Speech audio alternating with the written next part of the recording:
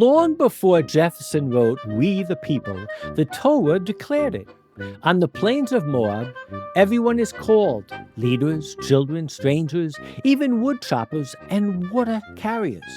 As radical as that might sound, the rabbis upped the ante by claiming that those woodchoppers and water carriers weren't even Jewish.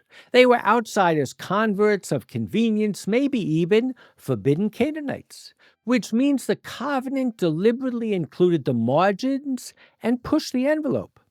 A nation standing shoulder to shoulder and saying our worth isn't ranked by titles, tools, or pedigree. Nitzavim rewires politics at its source.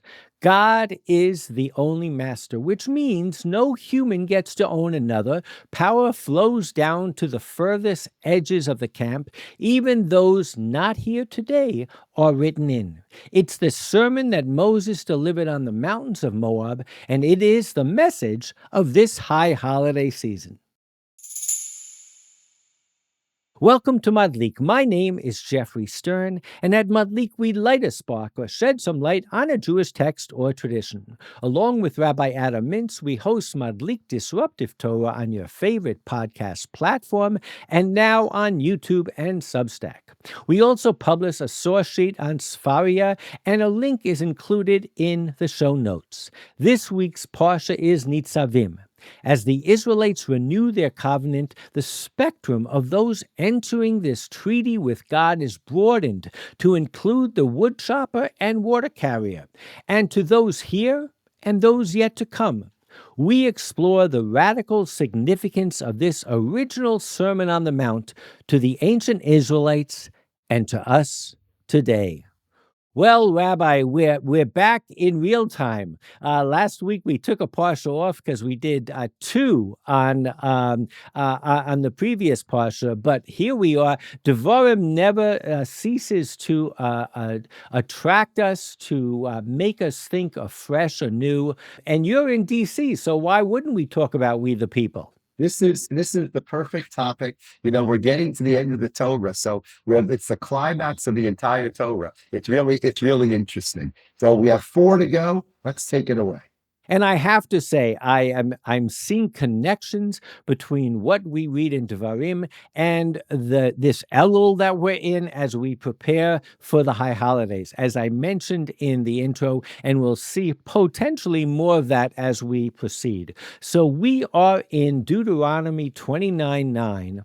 And it says, you are stationed today, all of you, before the presence of Adoshem, your God, your heads, your tribes, your elders, and your officials, all the men of Israel. Nothing really surprising yet. Your little ones, your wives, your sojourners, who is amid your encampments. And then it goes from your woodchopper to your water hauler. And Everett Fox says, what is a woodchopper? It's equivalent to every man jack amongst us.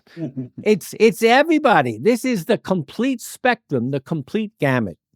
For you to cross over into the covenant of Hashem your God and into his oath of fealty that Hashem your God is cutting with you today. So really, Rabbi, this is using all the language of cutting a covenant. This is a new covenant above and beyond what was done at Sinai. This is right before the Israelites enter the land of Israel, and they are cutting a new covenant, in order that he may establish you today for him as a people, with him being for you as God, as he promised you and as he swore to your fathers, to Abraham, to Yitzchak, and to Yaakov. Not with you alone do I cut this covenant and this oath, but with the one who is here standing with us today before the presence of Hashem our God, and with the one who is not here with us today. This is a covenant forever. It's a movement, Rabbi. We are really creating a movement here. This isn't just a group of people forming a little union to get through the day. Indeed, you yourselves know how we were were settled in the land of Egypt and how we crossed amid the nations that you crossed. So there's a play on words in terms of crossing over into the covenant of God and crossing among the nations. I will be arguing, Rabbi, that this is really a movement, a social movement, a religious movement, a political movement. And as the people of Israel moved out of Egypt and moved into the land of Canaan, they were gathering people. People were joining the movement. And that is why it is so, I think, timely that they should make a new covenant just before they come into Israel. But there is a lot of stuff in these, 5 psukim. I'll just say that the fact that it's a movement is not surprising because they're about to enter the land. You enter the land with more energy if you enter it as part of a movement.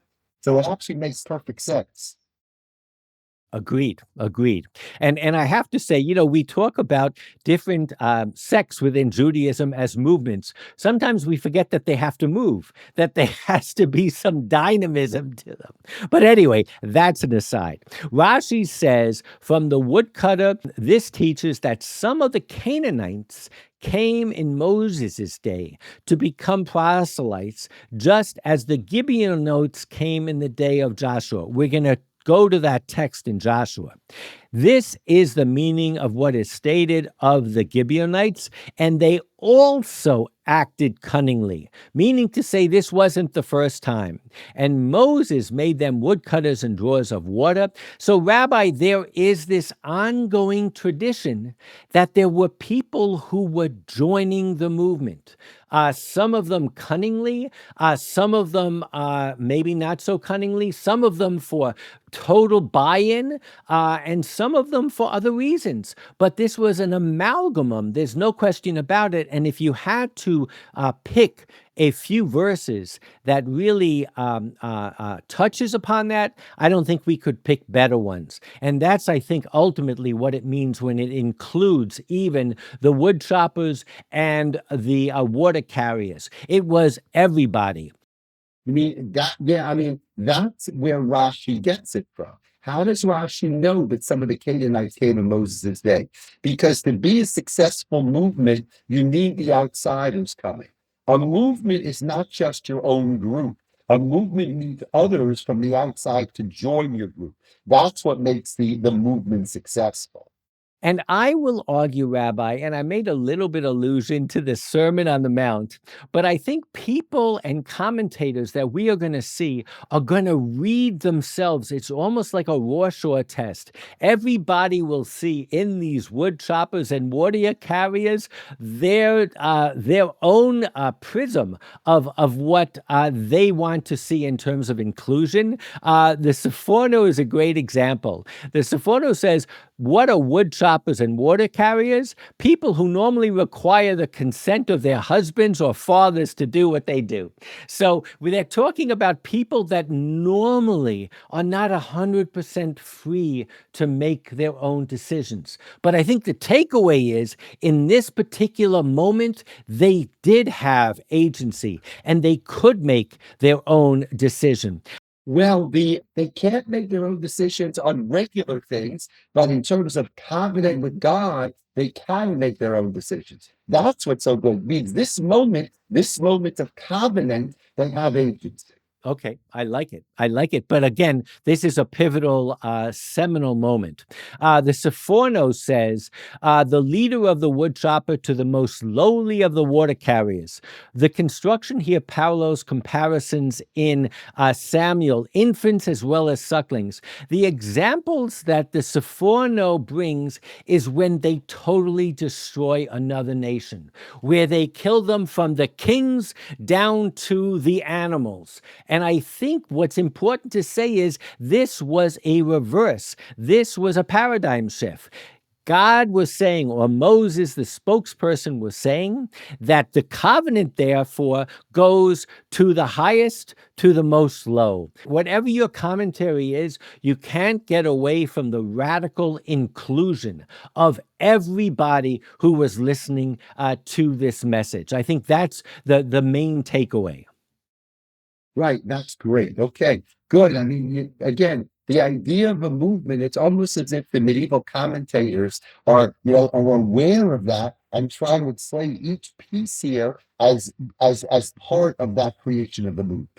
So again, getting into each one is reading their own thing. The Ibn Ezra says, and also with him that is not here with us, means with him that is not here with us, but will come after us. It is not to be interpreted as those who say that the spirits of the coming generations were there. So Ibn Ezra is going against the Kabbalists, against the dating site that says, we met at Sinai, that every Jewish Neshama was actually at Mount Sinai. He goes, no, I'm not talking about that. I'm literally saying that we are creating a movement here, and these people that are joining this movement are buying into it, and their children will buy into it, and their children's children will buy into it. I just love the practicality that Ibn Ezra brings to it and kind of shoos away the mystical tradition. Right.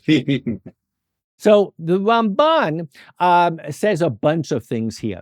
But what is interesting is he says, he brings in the mixed multitude, the Erev Rav. Rabbi, we all know that when the Jews left Egypt, the tradition believes that there were those there who joined the movement. They saw that the plagues were happening to the Egyptians. The Israelites were unscathed. It sounds like a good bet. Let's leave with them. And many of the terrible things that happen, whether it's the golden calf or whatever, is sometimes blamed on the Erev Rav. The word Erev is when you take a string and you put it around a city and you make it all together. It's the ultimate mashup.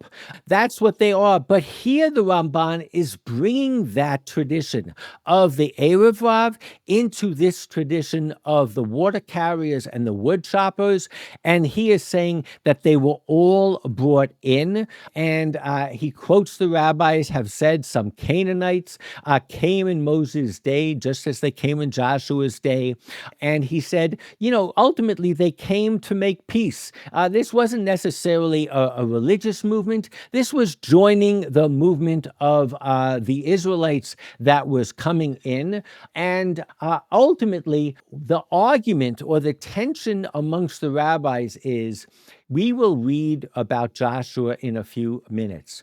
But in Moses' time, the question is, was Moses also fleeced the way Joshua was?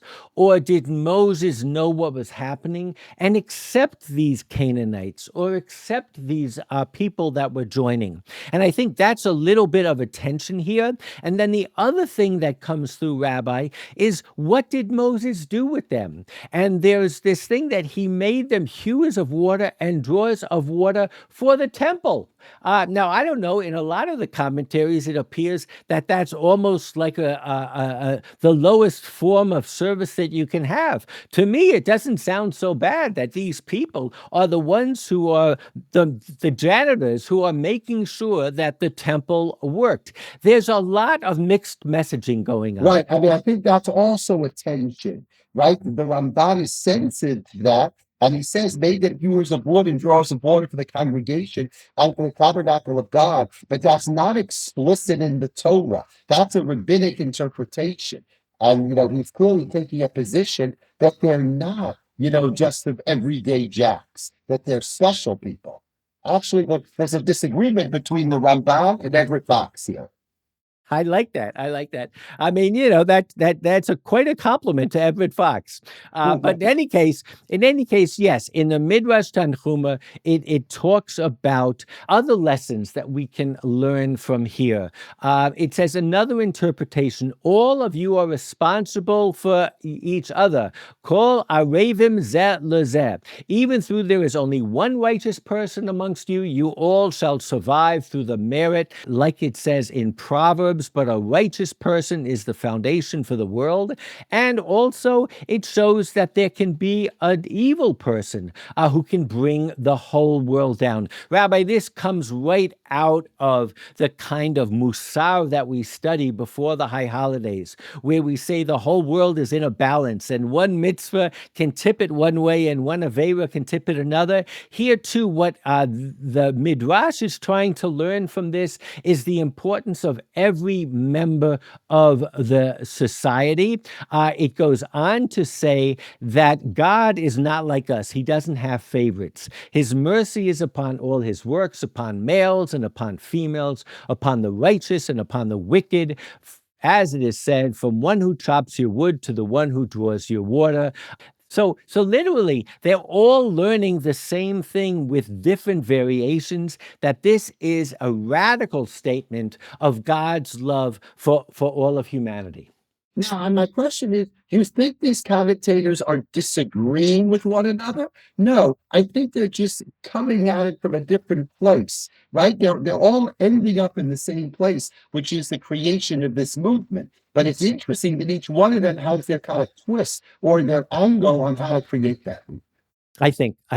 And again, what it shows is that not only do people join a movement for different reasons, but people interpret how people join a movement for different reasons. Right, that's very good. So, every week I always say I learned something.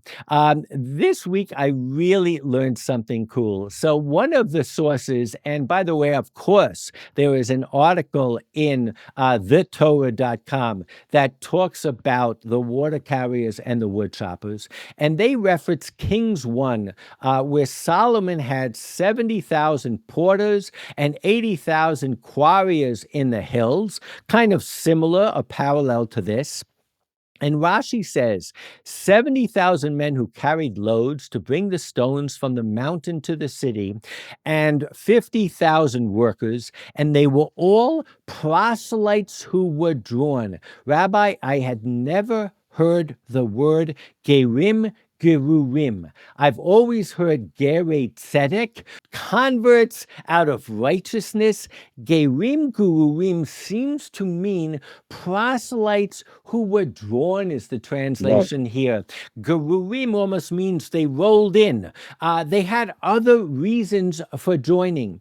And I think the reason that thetorah.com's article brings this in is, again, to show us that there were different gradations of people who joined this movement. But I had never heard of Gerim Gerurim, and there's an phrase. I mean, it's a little bit of an alliteration, right? Gerim Gerurim. They say it sounds similar. So there is in the source notes an article from the Hartman Institute in Hebrew, but Google does a nice translation of literally what this Gerim Gerurim means. I think, and maybe we could dedicate another podcast to it, it's really talking about people who joined the people who joined the nation for whatever reason. I think today we would call it converts out of convenience. And we always question that, whether they're getting converted only because they're getting married or because their children are Jewish. But it was here. This is the parsha for it. The Jeffrey Tigay, who wrote a commentary on Devarim, he says that there is one thing that seems pretty clear, that it cannot be referring to Israelite menial labors. In other words, when it says water carriers and wood choppers, it can't be talking about Israelite water carriers and wood choppers, because it comes right after the word gerim. Since all categories of Israelite have already been listed, this phrase must refer to aliens that serve as menial laborers. And I think that's a critical mark here that even the classical commentaries are playing with. None of them are saying, no, it's just repeating itself as the Torah does many times.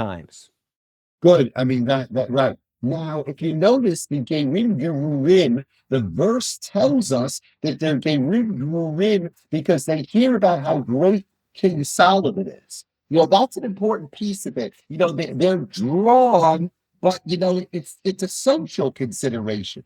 I want to be part of this people. political, social, economic, call it what you may, but they're certainly gerim, I think, cannot but be taken as in reference to Gerei Tzedek, Right. those that buy in 100%. So Joshua has been referenced a few times. Let's go to Joshua 9, which obviously happened after Devarim. In Joshua 9, it says, "But when the inhabitants of Gibeon learnt how Joshua had treated Jericho and Ai, and they for their part also resorted to cunning." So the word "also" is the key here, and that's where it harkens back to Moses. "They set out in disguise." So these Canaanites disguised themselves. They took worn out sacks for their donkeys and worn out water skins that were cracked and patched, and had worn out patched sandals on their feet, threadbare clothes on their bodies, and all the bread they took as provision was dry and crumbly. And so they went to Joshua in the camp at Gilgal, and in a conversation said to him and to the rest of Israel's side, "We come from a distant land. We propose that you make a pact with us." Israel's side replied to the Hivites, "But perhaps you live among us. How then can we make a pact with you?" They said to Joshua, "We will be subjects." But Joshua asked them, "Who are you and where do you come from?" So later it says, "And the chieftains declared concerning them, they shall live. And they became hewers of wood and drawers of water for the whole community, as the chieftains had decreed concerning them.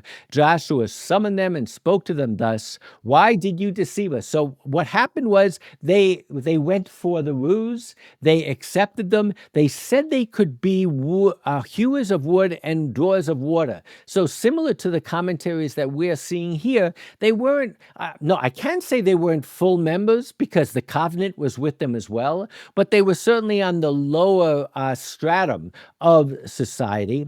Now, clearly, this is not what the Ramban means, because he said it's hewers of wood and drawers of water for the tabernacle. That is not what these people want to do. They want to be, they won't even be lower class. Yes, but I think what Ramban is saying is that the ones that happened in Moses' day Right. were made for hewers. This is the second. This is the Correct. second one. "And Joshua summoned them and spoke to them thus, 'Why did you deceive us and tell us you lived very far from us, when in fact you live among us? Therefore you be accursed. Never shall your descendants cease to be slaves, hewers of wood and drawers of water for the house of my God.'" So again, a lot of different mixed messages here.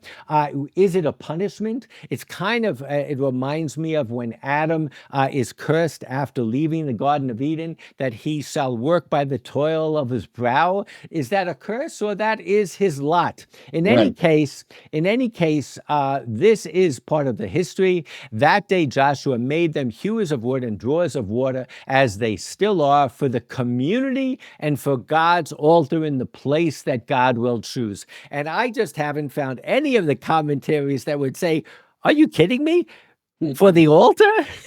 I mean, how bad is that? There must be something holy about them if they were for the altar. But in any case, there is only one commentary, a Sephardic, a Mizrahi commentary, that thetorah.com brings in, that combines the Moses story with the Joshua story. And it says, "It teaches that the Holy One, blessed be he, showed Moses at that point that the people of Gibeon were eventually to take refuge under the wings of the divine presence and become the woodchoppers and water drawers for the whole community. So once they came to Joshua and agreed to be woodchoppers and water drawers, Joshua accepted them immediately. And Joshua made them hewers of water and drawers of water for the community."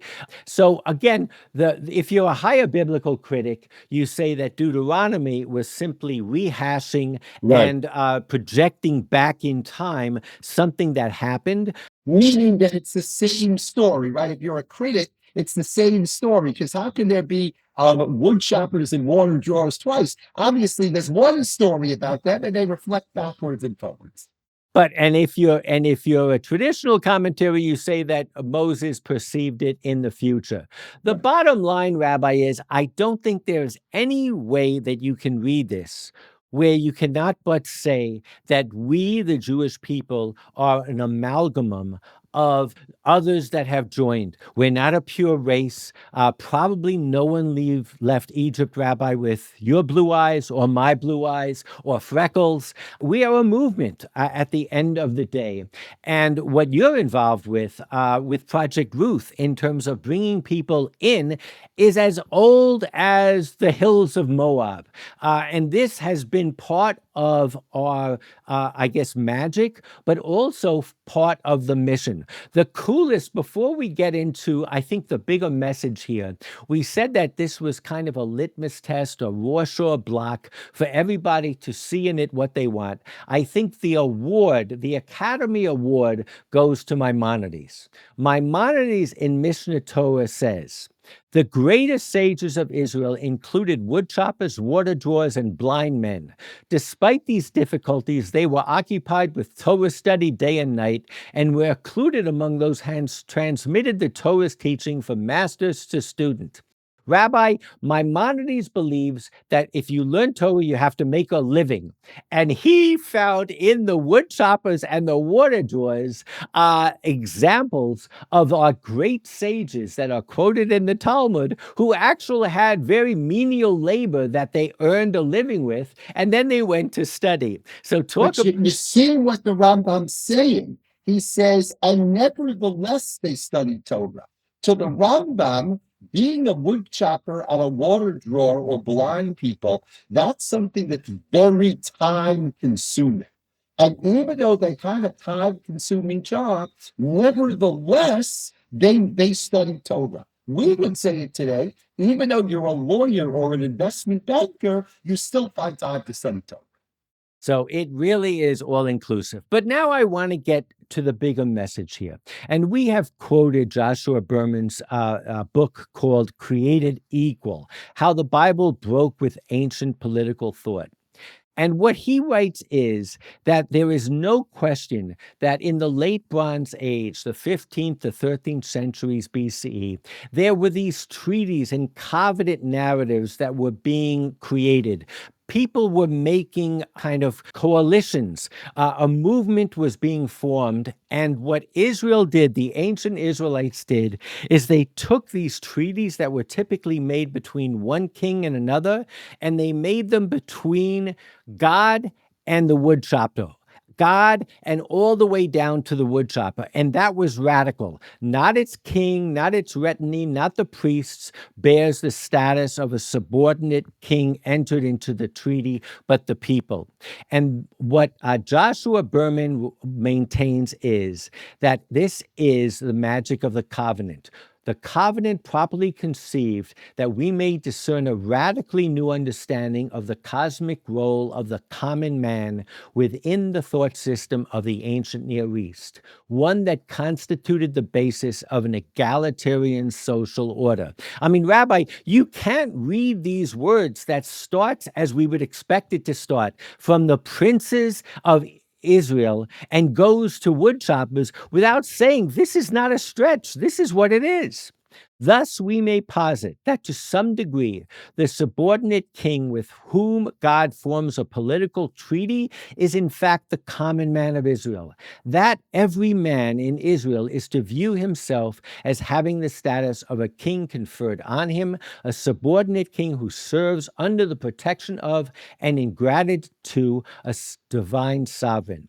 If much of biblical writing reveals an ambivalent attitude toward the notion of monarchy, I would suggest it is not because of a fear of the Almighty being marginalized. Rather, these texts reflect a fear that a strong monarchy would result in the marginalizing of the common man. This concept of a covenant between the common man, as really personified by the woodchopper and the water carrier, and God, is right out of our verses, and it is truly radical. And I think ultimately, Rabbi, that when we pray over the high holidays and we say that God is king, To many of us moderns, we don't really associate with this concept of king. And we certainly don't find it particularly wonderful to say that someone is king. But you have to understand it from its context. And what it was saying was that God is king and no man is king. That God is making a covenant with us and not with another king. And I think Eric Fromm really characterizes this the best. And he writes in a book called You Shall Be as Gods, a radical interpretation of the Old Testament and its tradition. The principle that man should not be the servant of man is clearly established in the Talmud. In the rabbinical comment to the law that says that a Hebrew slave's ear must be pierced if he refuses to be liberated after 7 years between Rosh Hashanah and Yom Kippur, Rabbi Yochanan ben Zakkai explained to his disciples, the ear had heard on Mount Sinai, for unto me the children of Israel are servants. And yet this man went and acquired another master. Therefore let his ear be bored through, because he observed not that which his ear had heard.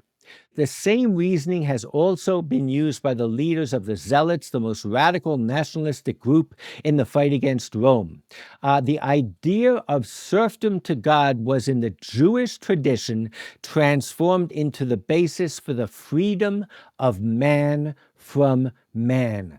God's authority thus guaranteed man's independence from human authority. Rabbi, this is ultimately this message from the Mount of Moab that Moses is delivering, that from the highest prince to the lowest water carrier and woodchopper, you make a covenant only with me, and therefore you serve no one else. And ultimately, at the end of Yom Kippur, when we say that Avinu Malkeinu, Ein lanu melech ela atah, we are saying that the only boss that we listen to is God, and that goes from the highest to the lowest. I think it's a beautiful message. And yes, Rabbi Sachs, I took a look at him, and he was the one who gave me the idea of calling this We the People. He says it's a politics of collective responsibility. The parties to the covenant are said Moses, your leaders, your tribes, your elders and officials,